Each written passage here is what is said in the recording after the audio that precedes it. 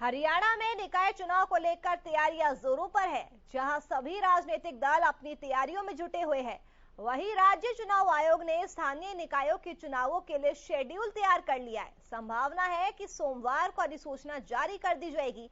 ये रिपोर्ट देखिए।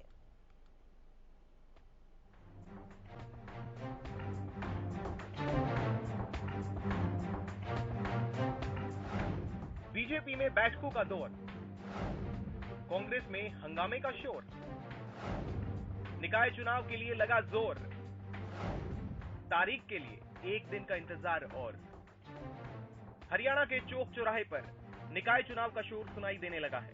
कोर्ट से मिली हरी झंडी के बाद तैयारियों की रफ्तार बढ़ गई है।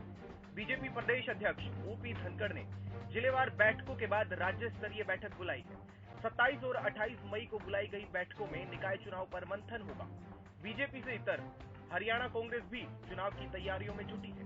हालांकि बैठकों में मंथन से ज्यादा हंगामे का शोर सुनाई देता है। ऐसे में नए प्रदेश अध्यक्ष उदयराम की भूमिका निकाय चुनाव को कितना प्रभावित करेगी, ये तो नतीजे ही बताएंगे। फिलहाल सभी की निगाहें राज्य चुनाव आयोग पर टिकी है, जो जल्द ही निकाय चुनाव की तारीख का ऐलान कर सकती है। राज्य चुनाव आयुक्त धनपत सिंह 23 मई को प्रेस कॉन्फ्रेंस कर चुनाव का शेड्यूल जारी कर सकते हैं। निकाय चुनाव की तैयारी, प्रदेश में 52 स्थानीय निकाय के चुनाव होने, 47 निकायों में चुनाव के लिए सरकार की सिफारिश। नगर निगम, नगर परिषद और नगर पालिकाओं का होगा चुनाव। मतदाता सूचियों को अंतिम रूप दिया जा चुका है। चुनाव चिन्ह की संशोधित सूची जारी की जा चुकी है। मुक्त चुनाव चिन्ह की सूची भी जारी की जा चुकी है। राज्य चुनाव आयोग ने छोटी सरकार के चुनाव के लिए पूरी तैयारी कर रखी है। हाई कोर्ट की अनुमति के 1 महीने के अंदर ही निकाय चुनाव कराए जा सकते हैं। ऐसे में राज्य चुनाव आयुक्त धनपत सिंह की प्रेस कॉन्फ्रेंस अहम रहने वाली है, जिसके बाद ही निकाय चुनाव की जंग का औपचारिक ऐलान होगा। लोकल चुनाव में राजनीतिक दलों का दमखम देखने को मिलेगा। Haryana news bureau report. तो हरियाणा में कल निकाय चुनाव का ऐलान हो गया।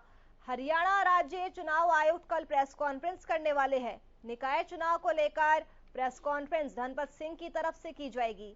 दोपहर 12:30 बजे हरियाणा निवास में ये प्रेस कॉन्फ्रेंस होगी। सभी पार्टियों ने भी निकाय चुनाव को लेकर तैयारियां तेज कर दी है। चुनाव आयोग भी पूरी तरह से तैयार नजर आ रहा है निकाय चुनाव कराने के लिए।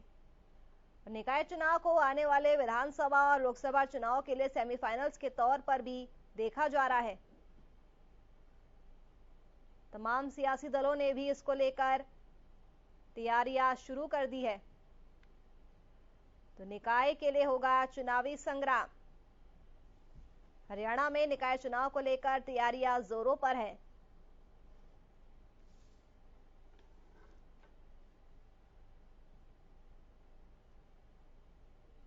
तो कल निकाय चुनावों को लेकर प्रेस कॉन्फ्रेंस की जाएगी और इसी पर चर्चा करने के साथ हमारे साथ तमाम गेस्ट जुड़ चुके हैं। आपसे परिचय करवा देती हूँ। बीजेपी प्रवक्ता प्रवीण अत्रे जी जुड़ चुके हैं, स्वागत है आपका। हमारे साथ कांग्रेस प्रवक्ता केवल ढींगरा जी भी जुड़ चुके हैं। इनेलो प्रवक्ता विजेंद्र रेड्डी जी जुड़ चुके हैं और राजनीतिक विश्लेषक हमारे साथ स्टूडियो में मौजूद है सुभाष सप्रा जी। आप सभी का बहुत बहुत स्वागत है इस खास चर्चा में। चर्चा की शुरुआत सुभाष जी आपके साथ करना चाहूंगी। कल का दिन काफी ज्यादा हरियाणा के लिए अहम माना जा रहा है, क्योंकि कल निकाय चुनाव का पूरी तरह से जो ऐलान हो जाएगा, किस तारीख पे कब चुनाव होंगे वो पता चल जाएगा। तो क्या जो निकाय चुनाव है उन्हें आने वाले विधानसभा और लोकसभा चुनाव के लिए सेमीफाइनल्स के तौर पर देखा जा सकता है सुभाष जी?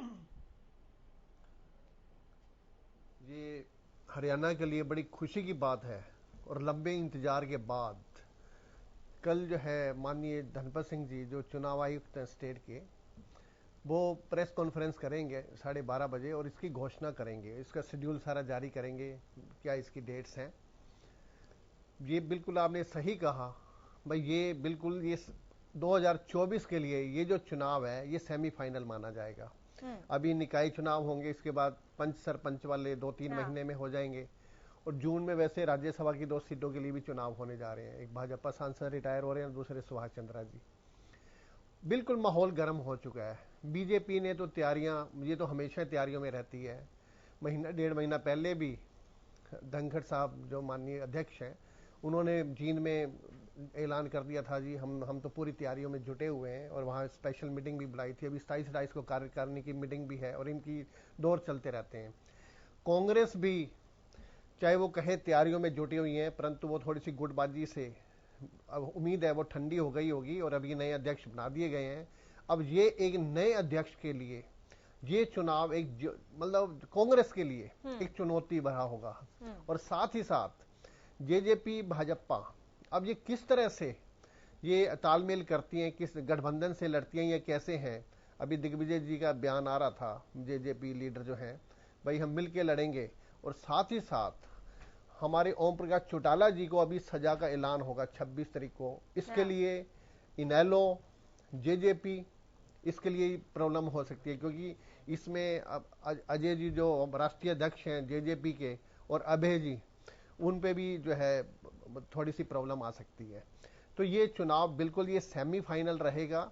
और ये बिल्कुल जो है स्थानीय मुद्दे क्या हैं, स्टेट्स के मुद्दे क्या हैं, कितनी बेरोजगारी है, कितनी महंगाई है, कितनी बिजली की प्रॉब्लम है, शिक्षा व्यवस्था क्या रही है, मतलब बिल्कुल हर लेवल पे। क्योंकि ये छोटा चुनाव होता है, ये गली मोहल्ले का चुनाव होता है। ये जो सेंट्रल मुद्दे हैं वो थोड़े से गौन हो जाते हैं इसके लिए। यहाँ जो स्टेट्स के मुद्दे या जो बिल्कुल शहरों के मुद्दे हैं, चाहे वो साफ सफाई है, चाहे सड़कें हैं, चाहे बिजली है, बिल्कुल मूलभूत जो सुविधाएं हैं, जो व्यक्ति चाहता है, जो मोहल्ले वाले चाहते हैं, ये उसका चुनाव है। और ये बिल्कुल प्रभावित करेगा 2024 के चुनाव को, मैं आपको ये बता दूं। और ये इसे बिल्कुल हम यही कहेंगे, ये हरियाणा के लिए ये जो चुनाव है ये सेमीफाइनल होगा और सारी तैयारियां इसमें जुटी हुई है। आम पार्टी भी इसमें अभी 29 तारीख को केजरीवाल जी कुरुक्षेत्र में आ रहे हैं, कुरुक्षेत्र युद्ध के लिए, और उन्होंने भी पहले चुनाव चिन्ह पे लड़ने का पहले से इन्होंने डिक्लेयर किया हुआ है। भाजपा भी चुनाव चिन्ह पे लड़ेगी।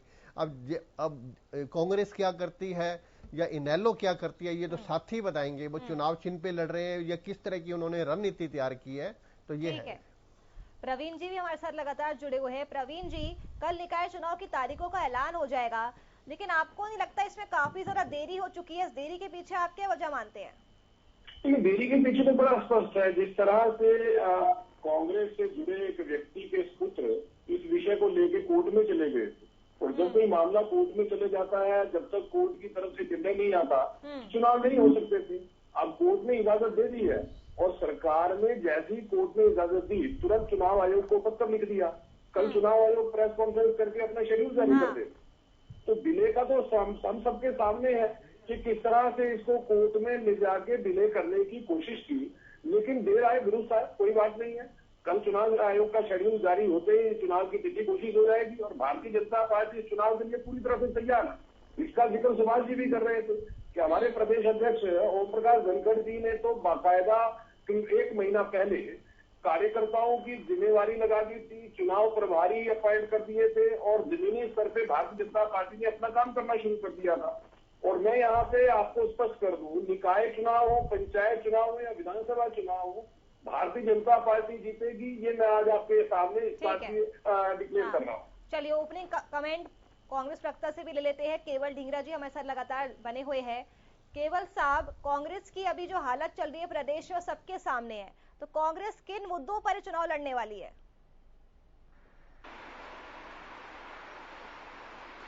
देखिए, की हालत बहुत अच्छी है। आपको मैं एक चीज बताता हूं, जिस समय ये 75 पार का नारा कर रहे थे, उस समय भी कांग्रेस की सीट 31 आई थी और ये 40 पे सिमट गए थे।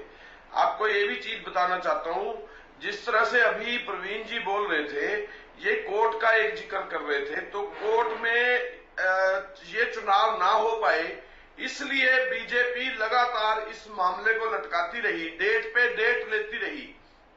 और इनके जो एडवोकेट थे वो इस बात को पूरा लटकाने का काम करते रहे कि किसी न किसी तरीके से चुनाव लंबा से लंबा टल जाए, क्योंकि इनको हार का मुंह ना देखना पड़े। इस करके क्योंकि महंगाई, बिजली, पानी, सिलेंडर की कीमत, राशन, जो सब महंगा हो चुका, जिस तरह से लोगों की जो दशा है वो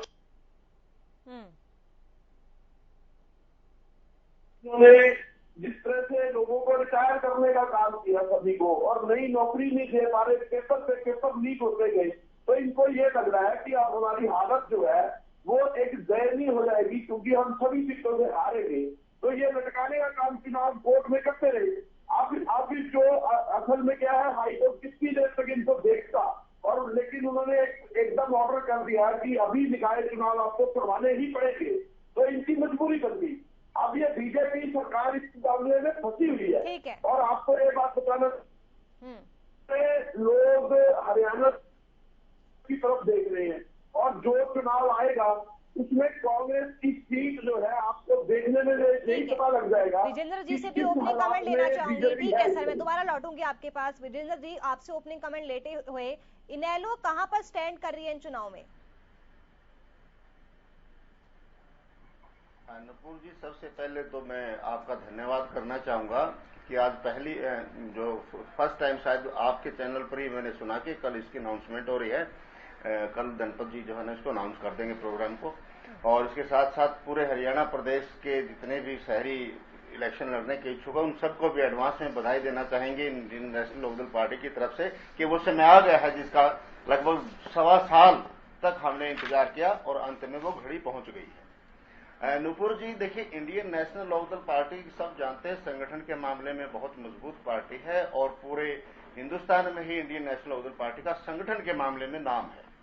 इसलिए हम इन चुनाव के लिए पूर्ण रूप से तैयार हैं, और पार्टी ने पूरी तैयारी कर रखी है। जिलावार हमने अपने प्रभारी बहुत पहले से नियुक्त कर दिए थे, मीटिंगें हमारी सारी हो चुकी हैं। और इसके साथ साथ मैं बताना चाहूंगा, जैसे हमारे विश्लेषक जी पूछ रहे थे, इंडियन नेशनल लोकदल पार्टी हमारे पार्टी सिंबल पर ही चुनाव लड़ने जा रही है, और सिंबल पर ही हम सारे के सारे चुनाव लड़ेंगे। इसके बाद नुपुर जी, जिस प्रकार से हमारे बड़े भाई परवीन जी ने बताया कि बड़ी लेट इलेक्शन हो गए थे, तो मैं कहना चाहूंगा कि इलेक्शन को लेट करने में कहीं ना कहीं वास्तव में सरकार का हाथ था। केवल जी ने ठीक बोला है, और सबसे बड़ा कारण उसका था किसान आंदोलन। किसान आंदोलन में जिस प्रकार से सरकार को परेशानियां हुई थी, प्रॉब्लम खड़ी हुई थी, किसान बिल्कुल इसके खपा हो गए थे। कहीं न कहीं सरकार की ये कोशिश थी कि किसानों का गुस्सा थोड़ा शांत हो जाए, इसलिए इलेक्शन को लंबा खींचा जाए, और उसी आधार पर, चाहे वो डेट लेने की बात हो, चाहे तथ्य पेश करने की बात हो कोर्ट में, उनके आधार पर इलेक्शन को लंबा खिंचवाने का काम किया गया। नहीं तो देखिए नुपुर जी, आप तो हमसे ज्यादा इस मामले में ज्ञान रखती हैं, 24 घंटे इसी फील्ड में रहती हैं, तो आज भी कोर्ट ने यही कहा है कि आप पुराने प्रावधानों के ऊपर निकाय चुनाव